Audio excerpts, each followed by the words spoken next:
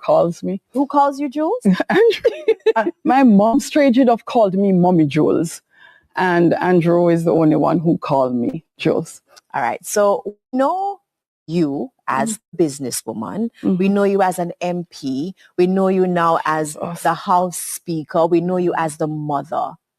Who was Juliet Holness before she turned teenager? When she was in the home with her parents, what kind of child were you?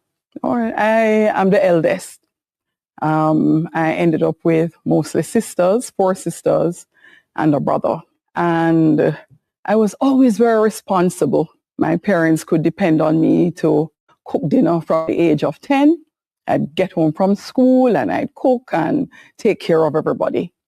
And in the summer, when they would go off to work, I would be managing the home. I remember then I used to slap them. You know, corporal punishment is taboo these days. And I'd lock them on the veranda between the grill to outside and the door to inside while I would clean and I would cook and I would organize. So I was probably always a mother, always a caregiver in many ways, and somewhat serious. But I had some fun times. Tell us about one of those fun times. Lord, I tell you, my brother and my sisters will remember when I decided we should drive my dad's van. It was parked in the garage and we all boarded the van. I was the driver and I moved around and we were pretending to drive till I felt the van rolling out the gate, across the road. And the van stopped in the middle of the road. I am saying, to God be the glory, that we are all safe, because when the neighbors helped to push the van back inside, immediately after that, there came a truck. So I would give a lot of trouble sometimes, but I would still be the very responsible, very caring big sister. What would you say are the early influences that shaped who you are today? I think significantly my mother. I watched my mom being very much the type of person I am today. Not as educated, but was adamant that I had to be educated, that I couldn't depend on, any gifts or favors or special preferences to make my way through life. So it was very, very important to her. So school was tantamount, primary. I would have to do my homework. My mom would check my report card. And even if she couldn't help me, she would be like, well, I can't do those maths, but you are going to have to get them right. So she influenced me a lot. I watched how she worked in the summer when I had a break from school in Christmas. I would be out with my mom working with her. She had a stall in Spanish Town, a store. She would go to Trelawney. I remember in those days in the 80s, people made a lot of money from being informal commercial importers. And I was happy to go and help my mom. So I think my accounting skills, my ability to calculate very quickly and generally understand people started there with mommy. She was someone who just did it all. So church, it was, mommy said, from church to home, from home to school, school to home. And I didn't have much more in life other than that. And I learned to accept and appreciate that your parents love you and you should learn to just be disciplined and work with the structure they have in place. Tell you, one of my sisters was nowhere like that. Yes. So you were not from a privileged life. Oh, no, not at all. And you learned from very early that hard work is necessary if you want to achieve something. Absolutely. I remember loving the motto to my schools. Primary school, it was, it can be done. And I don't know, it's some seeped into my mind, I can do anything. And when I started St. Catherine High School, I thought it was far more befitting a motto for me. Per and work, conquer all. So you're a workaholic. Oh gosh. I was laughing when I heard I was coming on this program. I said, if you ever ask me anything about my 9 to 5, that doesn't exist for me. I will be at work until 2, 3 o'clock in the morning. I remember Andrew used to pick me up downtown, and one night he was out there at 3 o'clock in the morning, and he said, look here, Juliet, you see, if you're going to stay at work till them time of night, stay till tomorrow morning, you come home because it's not safe. But yes, I have always been somewhat of a workaholic. I take on project after project. So is there anything that you miss in your young days? No, I miss nothing. I have no regrets. While growing up, I thought that I needed to party when I wasn't allowed to. 7 o'clock, when you remember JBC and the TV come on, no TVJ, that time I was leaving the party and saying, party boring, because I know 7 o'clock was curfew for me to get home. And I didn't mind it. Again, I tell you, my sister was different.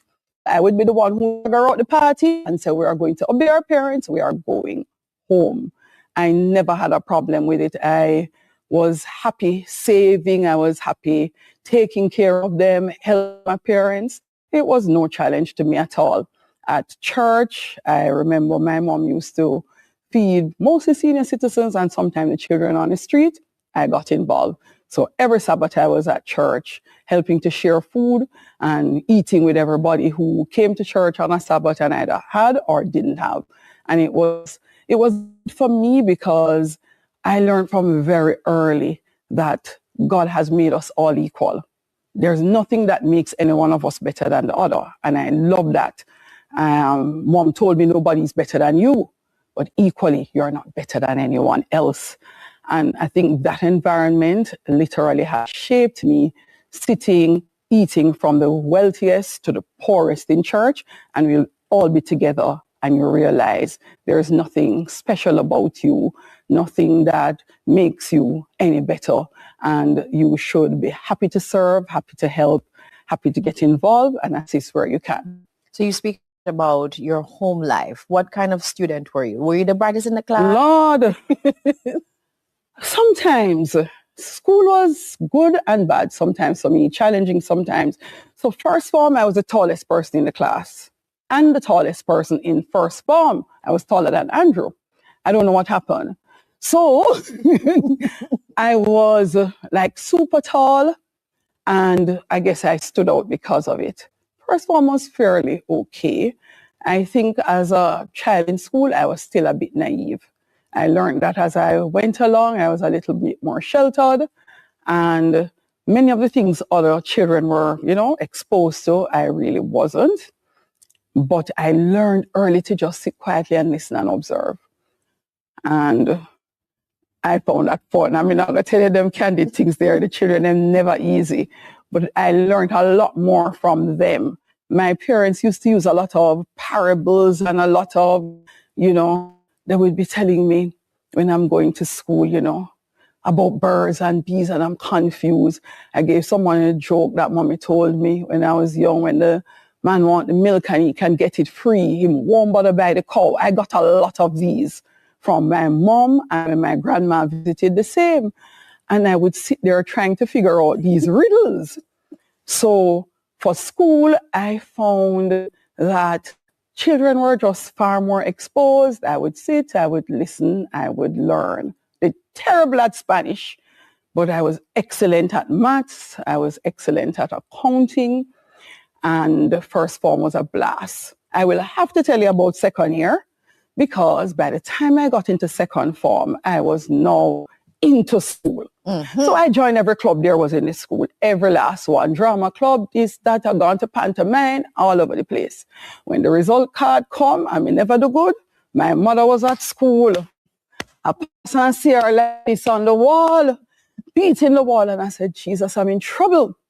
So one friend said, Jules, that look like your mother. I said, no, I don't know that lady.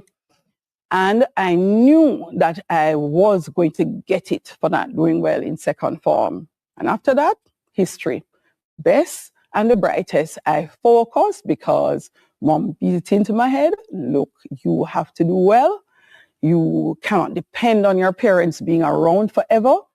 And your own desire to be educated and to be driven and to be the best version of yourself is something that is always going to go with you. No one can take that away from you, and no one will be able to help you in the way that you think forever.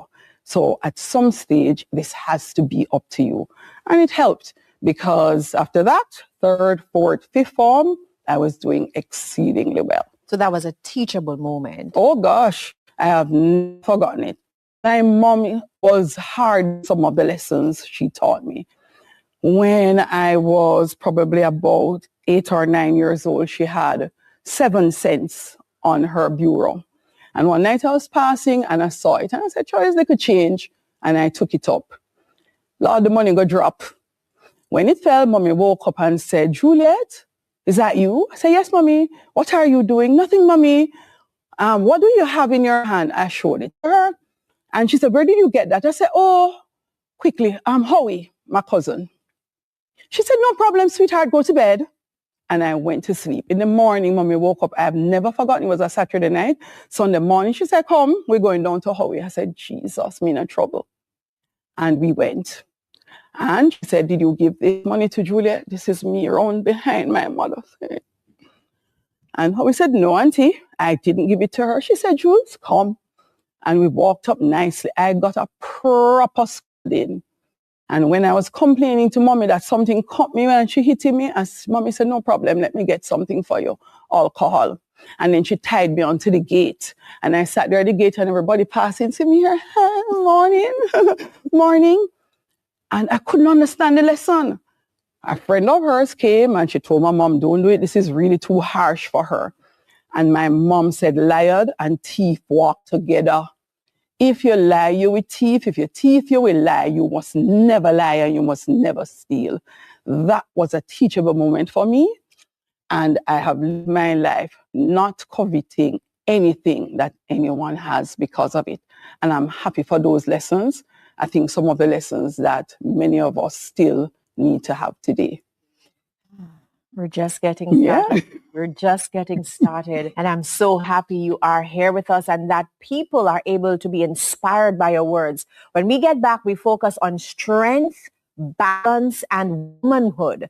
Candid with Juliet Holness. We'll be right back. Juliet Holness. Now, Mrs. Holness, we did say in the intro that you're a mother, you're a wife, you're an MP, you're a house speaker, you're a businesswoman. How do you balance it all? Or is there anything called balance? Oh, yes, there is. I find sometimes, especially now, some things, get left behind. And I think always it has been me. When my kids were younger, I found that had to be my priority, children.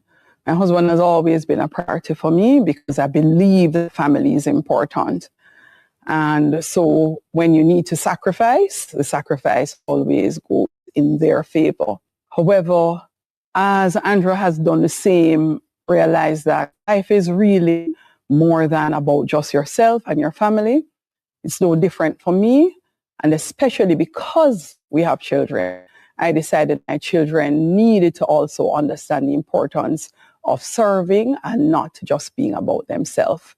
When you look back, you will be serving in small ways, like church for me.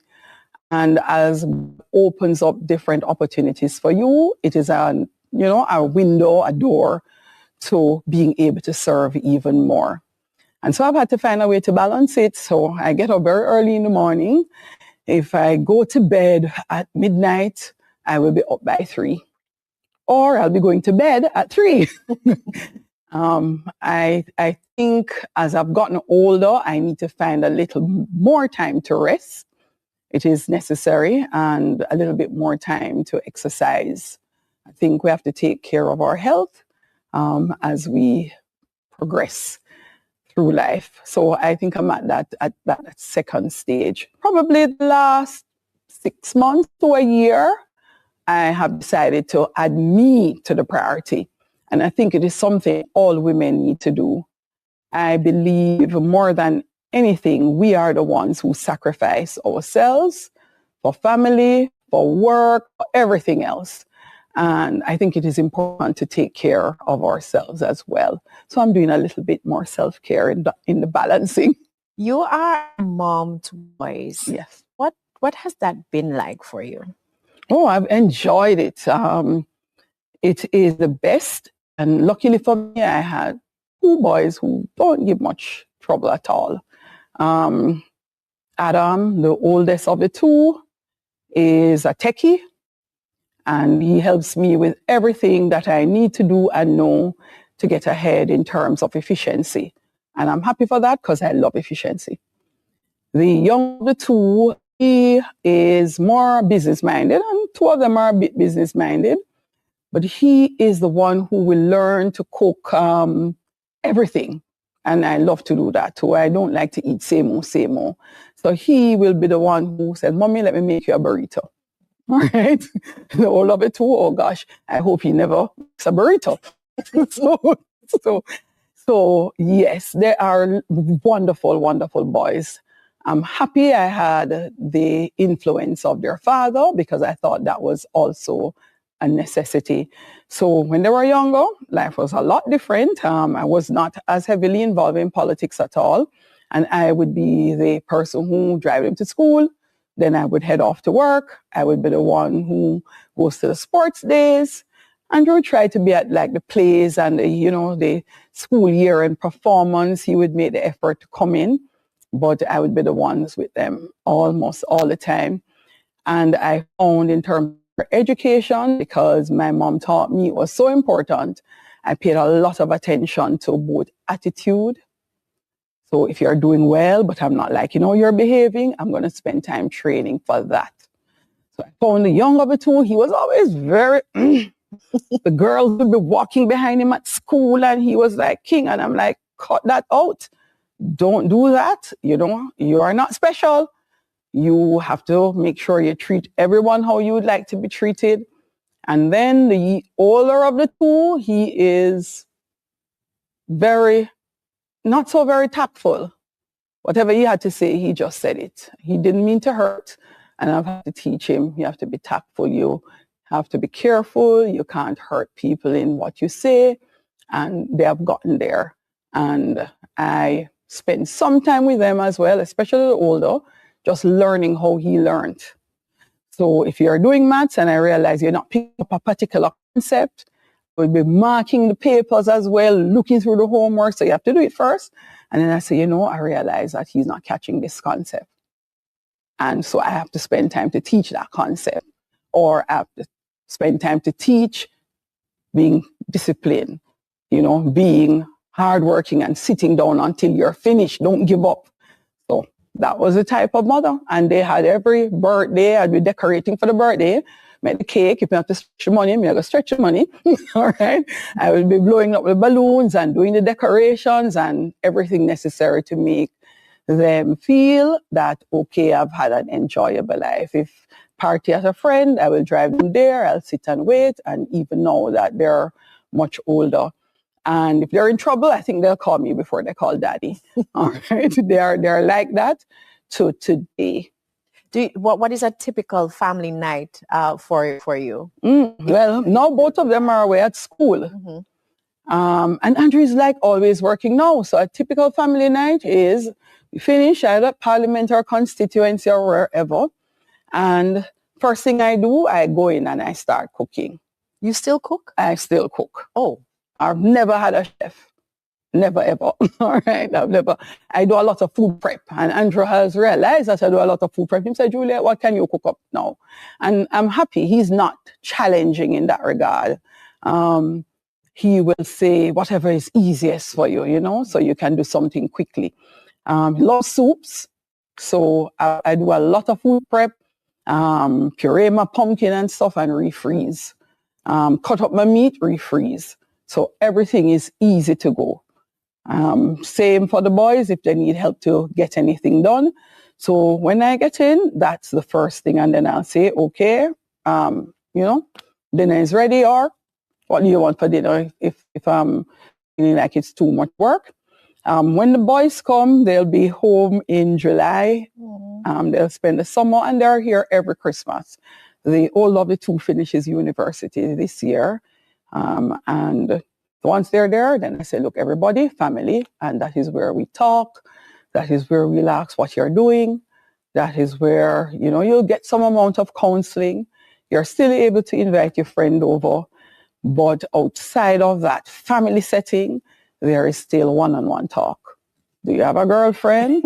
You make her come to the room, and those sort of real serious conversations to say, look, until this, don't do that, which benefited me with my own parents. So I don't want to see my sons carrying home children that I did not expect. I'm hoping and praying that daddy will be feeling the same way and not having a good smile, man to man. But the issue of motherhood, though, what has it taught you about being patient? And what has it taught you about strength as well? No, I have had to be strong. I am somewhat patient. I think Andrew is probably more patient than I am with children. But I've had to be patient. Motherhood teaches you what you probably didn't appreciate as a child, that we started as children because we needed to learn and to grow. And if you are ahead of the person who is growing and learning, you need to appreciate that you were there once. So you have to maintain that patience. And the strength is having that will and desire to pull them along, to teach them, to find a way to impart the knowledge, to find a way to help them to appreciate that you're coming from the best place. And sometimes to find a way to appreciate that this is what they would like to do. They're old enough to make that decision. And you have to, as a parent, find a way to also adopt. So I couldn't believe it when my boys decided they were going to now plait their hair. Myself and Andrew, we are tearing out our hair because we're saying, look, we would like you to maintain that nice grooming where you cut your hair. And I have not been able to get them to stop. So I've had a long discussion about how it may affect you professionally, and, you know, people may frown on it. It hasn't worked. All right. And I'm hoping. So I remember I took Adam up when he was going to university, and I went to a barber. I said, and you know, you're going to start school. You need to look a little clean. He said, Mommy, make sure you don't cut the hair. It wasn't braided yet, but it was long. So I said to the barber, man, cut it. And when he was finished and he looked, he was so angry. He left the barber. And I said, Jesus. When I went, he sat me down. He said, Mommy, listen, you have to respect that I'm an adult now. And if I want to keep my hair long, you can't go behind my back and tell the barber to cut my hair. And I just didn't say anything because you were at the barber with me, and I'm not going to quarrel and embarrass my mommy. But Mommy, let this be the last time that you haggle with me over my hair or cut my hair. So I still talk about it. I'm not going to stop. All right? But not so aggressively that I would say just quietly cut it and then he'd find out later on. So that respect is there, and as they grow older and I realize they're adults, it's transitioning, being a mother of children to a mother of men. Very powerful there. But you're pulled in so many directions. How do you even stay grounded and stay true to yourself? It's easy. Be you.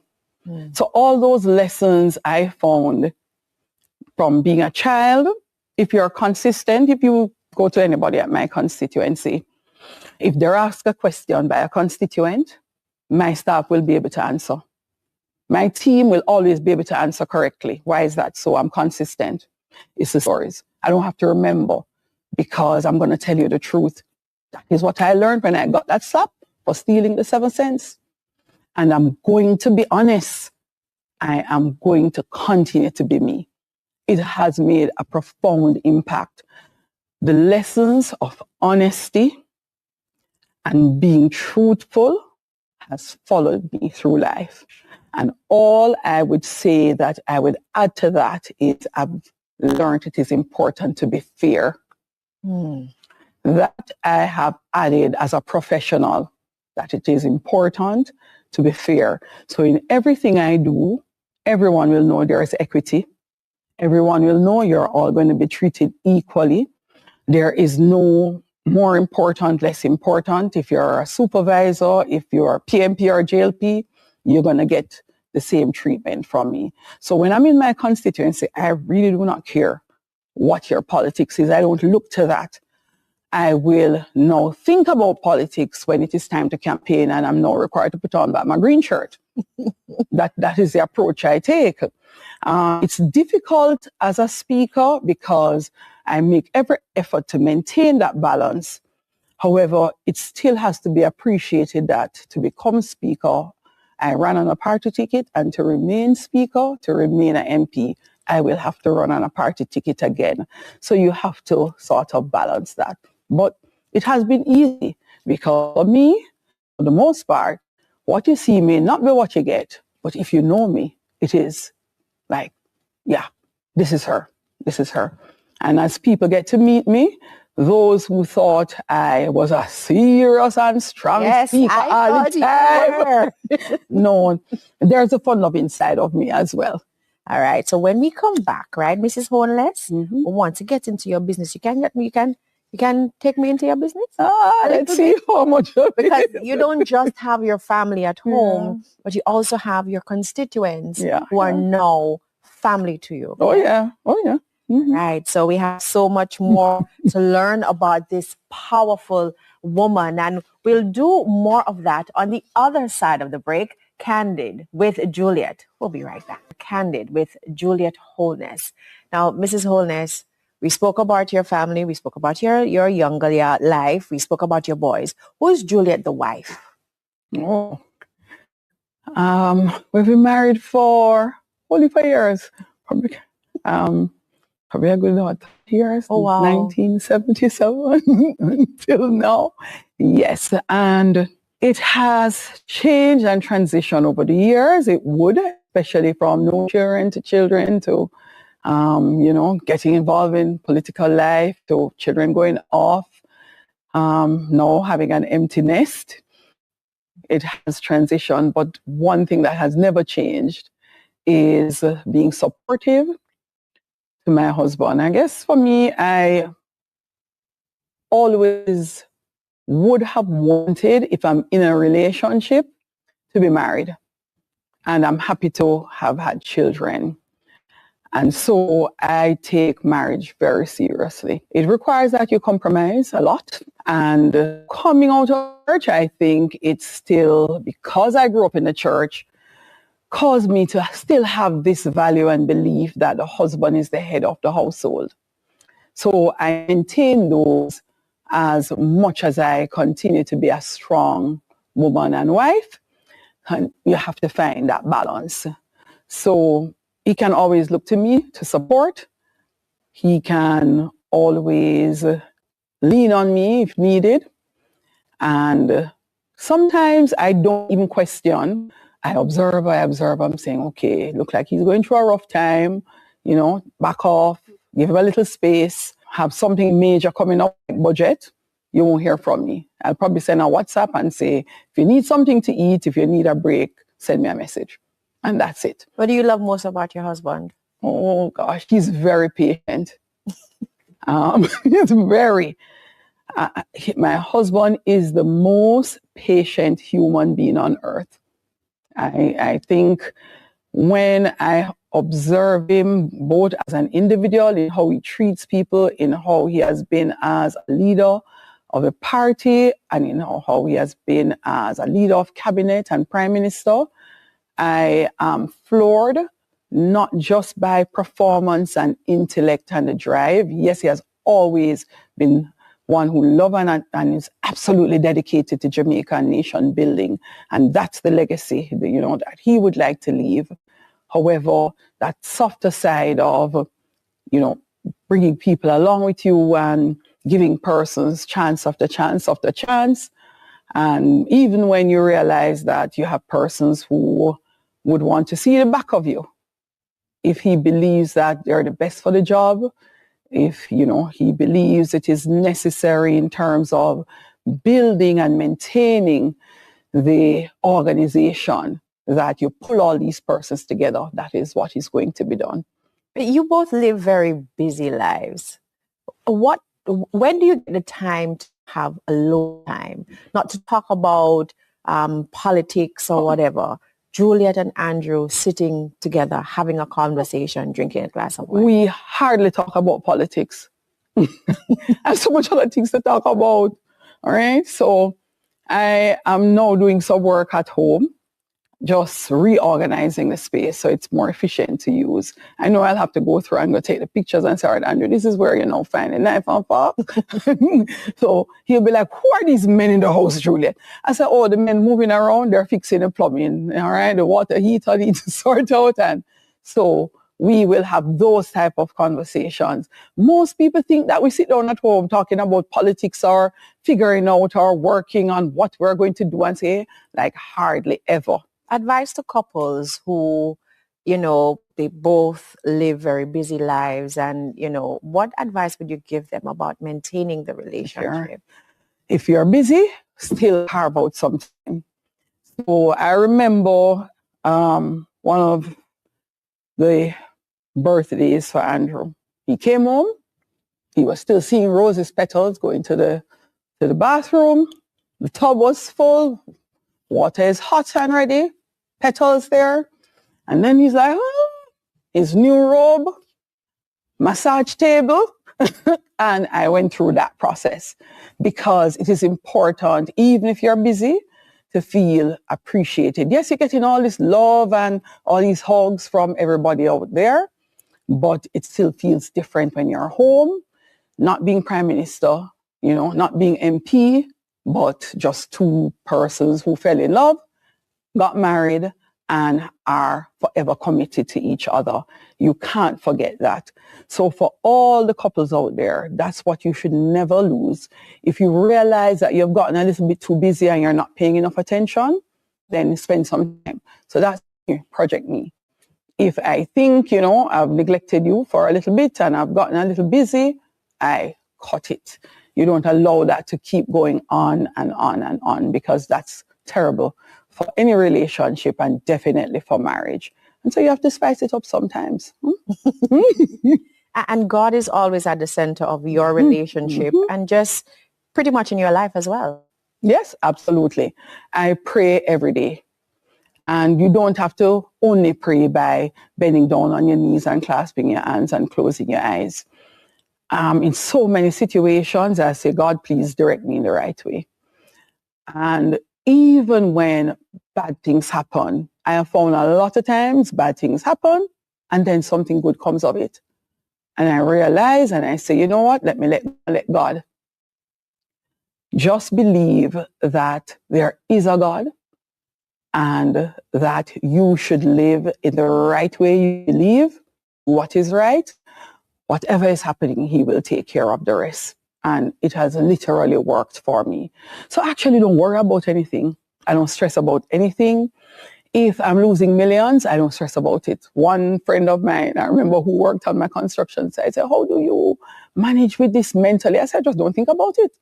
This is just money. So what am I going to do? I literally live by that. Life is short, no matter how long it seems. And so you have to remain grounded.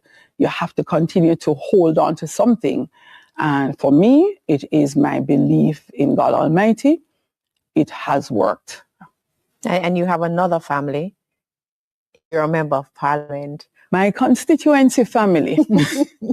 What do you love about them? Oh, gosh, they're wonderful. Many personalities. Even, I must tell you, even the persons on the opposite side, some of them are absolutely fabulous. Loving, kind, friendly. I remember in the off-air section, I said to you, I actually loved COVID. The only thing I didn't like about COVID is that people died as a result of COVID. But what COVID did, it literally pulled people together. So at home, I had lots more time with family. But equally in the constituency, I had time with my constituency family, getting them vaccinated and moving around and making sure that they were okay. And it was one of the times that the political barrier fell. I remember a young lady in Gordon Town Hall. Now she's cussing me. I saw her on social media too. She can't keep cussing me. But she was helping with the vaccination. Even though I'd put on the program, she was getting everybody out. And I was impressed with that. I love the fact that persons can put aside politics in the interest of their community. And I think my constituency family is probably one of those that has learned to do that better than most. I think that's one of the things I really enjoy about being their member of parliament. Love them to boots. Okay. Lots of inspiration can be taken from some of these answers. So go write them down because we're going to take a break. Candid with Juliet Holness, member of parliament, an entrepreneur, a wife, and of course a mother. And she just makes it look easy because women, we do not want to fail. So we recovered from our deep dive a little while ago, and now it's time to go a little light. We have our traditional Candid with quiz, and I have a bunch of questions, and I want you to answer it truthfully, as you have been. Yeah. So the first one is, when you finally get a quiet moment, and whether it is 2 o'clock, 3 o'clock, 4 o'clock, 5 o'clock in the morning, what does that look like? I lie down and I'm either on my pocket diary listening to some audiobook, so it puts me to sleep, right? Or if I ever dare turn on the television, I am going to be watching some either Japanese movie, Asian movie, and I'm there reading because I cannot understand anything, so I have to read the subtitles, and then that forces me to stay up. But yeah, in my quiet moment, that is what I'll do. And from time to time, if it is not in the middle of the night, you'll find me turn on the music. Oh. And yeah. Because you like to dance? Yeah. You like to dance? Yeah. I like to dance a lot more than I'm able to dance out there. I was about to ask, are you a good dancer? A little bit. Not so good. I can't tell, not so good at all. My constituents have actually made a difference in my willingness to, dance a little bit out there, especially the younger ones. So the young to university who are always dancing, particularly from Kintyre, Gordontown, Bull Bay, are always dragging me into teaching me one of the moves. Oh. Yeah. This here says, what's one simple thing that instantly lifts your mood? Oh, what lifts my mood now, Lord? Well, let me tell you, I said two. So you have to learn to also lift your own mood. I think it is important. So, when you ask me, I thought about Andrew, and when he gives me anything, I'm like, yeah. But it can't be that what lifts your mood is someone else. Yeah, you have to also think about you. So, what lifts my mood, oh, General Lord? I can't think about when your son call you. Oh, God, man. Yes, man. Yes, that's true. Oh, yes, man. All a WhatsApp. All a WhatsApp message. And I feel good. So, yes, I enjoy just hearing from them and knowing, especially with them not being at home, that they're safe. The police go knock up the door of one of them already because he must sleep. And a WhatsApp, I'm just not hearing from him. Yeah, so send the police and say, please. And he was sleeping. Yeah. This one is about food. What's your go-to comfort meal after a long day? Not a meal. What that mean? Oh gosh, anything sweet. I love Skittles. I tell you the truth. I love ice cream, crunchy munchy, rum and raisin, cookies and cream, you name it. I now love the fruit bars. Shame to tell you that I buy 3 cases because when I go to the supermarket, it is sometimes melting and it costs more. So I have told myself, though it's sweet, it don't have as much sugar. So I'm trying to have my comfort food less sweet. You actually go to the supermarket? Oh, yeah. You literally go to the supermarket? Go to the supermarket and walk and pick up the things. Oh, yeah. You don't have a shopper? Oh, Lord Jesus. She doesn't have a shopper. And she cooks her own food. Yeah, so where you get these things from? No, I just, do you think No, I will get help, So if a member from the constituency, like a staff member going to Price Mart, I haven't been to Price Mart in a while. I told my constituency secretary just yesterday, I said, girl, when you go in Price Mart next, I need to go back to Price Mart. I need to just walk and see what I don't have. Yeah. All right. But I find that you save money when you just go and pick up what you need. Mm-hmm. All right. And so, yeah, I normally just go and pick up what I need. Okay. Yeah. I used to go Carnation Market, but have not had the time to go in recent times. And I just don't get to prepare so much food anymore. So a little from the supermarket goes a long way. All right. I like this next question. It says here, have you ever had a moment where you had to keep a straight face in public, but really wanted to laugh? Oh, yes, I've had many. As speaker, you have them. So that's why people think as speaker, I'm so serious and stern. You don't know what's happening in Parliament other than the person who is behind the mic. And I've had to train myself to remember that. So people wonder why you're doing this or you're saying this, but you're reacting to something else that's happening and that person is not on the mic. Mm-hmm. And I've had many of those that I want to bust out a laugh. And I have had to just, yeah, right. Do you think that you're misunderstood? Oh, yeah, I know. But that's fine. Yeah, I don't have a problem with it. I think people should learn to appreciate that you should know people before you come to all kind of assumptions and conclusions.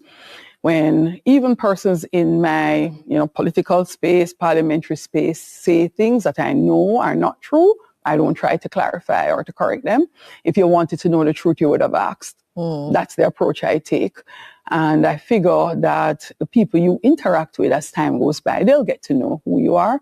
And once you know me, then you will realize that many of your negative misconceptions are actually misconceptions. What does a strong woman, a strong Jamaican woman truly means to you? Oh, gosh. It has been something that has come to me over time. I will remember this incident. A lady came to the constituency office. She's not from my constituency. And she came with her 2 daughters, twins. Her husband had, taken all the money out of the business, their joint business, and left with someone else. And she said, you inspire me. You give me a lot of strength. And I started to cry because I'm like, I don't understand. But over time, I've had many of these situations, and that is what I realize: being strong, appreciating that other women, other girls rely on that strength, that in hard times, they are able to look to you and say, look, if you can do this, I can do this. And I feel good that I'm a regular Black, strong Jamaican woman. Why it's so important to me? Because we are a society of mostly persons who are either poor or lower middle class or middle class. That's the majority of our citizenry. And we are mostly Black.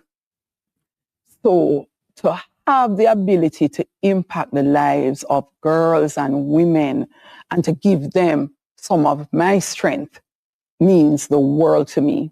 If I can make even one person's life better, it is important. And realizing that so many women in particular, feel strengthened. It is wonderful for me. I literally go out of my way for all the young women and girls who come and need any form of support, whether it be school. Told you I'm tidying up recently, and I just call some women. And every time I do that, I say, come take anything you want. Just go through, and what you like, take it. Why? Because if you need it, if I have not used this thing for 2 days, I can't do without it. There are days when you never had as much. And as God has blessed you, pass on the blessing. Wow. When you look back at your life, Mrs. Holness, what are you most proud of? Gosh, my children. I'll tell you, my children. Yes, I am happy that I am able to contribute to nation building. I never thought I was ever going to be here. So there is some significant level of pride there as well. Family has never left the sense of purpose for why I'm on this earth. But I've been able to contribute to more than just building my own family. And so I have to say not just one, but two things. Contribution to nation building is something I just never dreamed I would do. Have zero interest in politics before. And I still don't think I'm a politician, and I don't mean it in a negative way. I feel like I'm a caregiver. And now that I'm speaker, I suspect it helps me to appreciate a little more I am in politics, because you are more skewed towards appreciating that there's a legislative lawmaking agenda to the work that you have taken up in public service. So yeah, those areas, I think, and I'll say internationally, it was surprising to me when I went to some of these presiding officers, speakers and presiding officers conference, and you're hearing speakers and presidents across the world telling you to watch Jamaica's parliament. So it's like me, say, what? Yes, we watch in parliament. Some speakers said, we're impressed by the fact that you do written rulings. It has never happened before in your jurisdiction. I said, what? They said, yes. We're impressed by it. It helps us to understand what is your mindset, what was the thinking behind it. You explain to persons why you're putting this ruling in place. You explain what the standing order is and why, and this is the interpretation. And I was like, wow. So Jamaicans very often know, yes, we lick about with Halawa, but I don't think sometimes we appreciate how much other people emulate us across the world. Wow. Mm-hmm. This is very good to know. And finally, you can relax. We can relax. Finally, Mrs. Holness, I want you to finish this sentence for me. A powerful woman is. A powerful woman is one who fixes another woman's crown without needing anyone to know about it. Mrs. Holness, I enjoyed our conversation. In fact, I feel as if I can speak to you for the entire night, over wine, of course. But thank you so much for being with us on Candid With. Having you close out the series is the icing on the cake and the perfect way to end the month. Thank you for your inspirational words and your honesty. And thank you at home for tuning in every Tuesday night. Don't wait until a special month to celebrate the powerful women in your life. I'm your host, Janella Precious. See you soon.